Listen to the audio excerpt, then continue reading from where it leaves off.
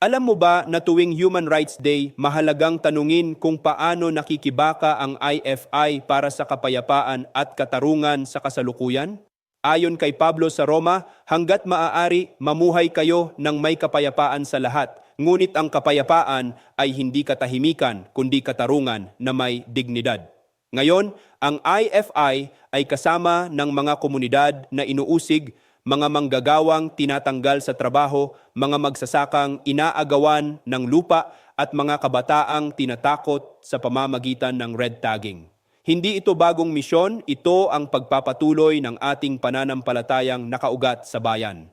Ang kapayapaan na walang katarungan ay panlilinlang, kaya't ang simbahan ay dapat maging tinig at lakas ng mga inaapi. Kaya tuwing Human Rights Day, tanong natin, paano natin palalawakin ang kapayapaang may katarungan sa lipunan ngayon? Ako si Bishop Tonyo, Obispong Migrante sa Europa, at ito ang araling IFI, magsamba, mag-aral, maglingkod.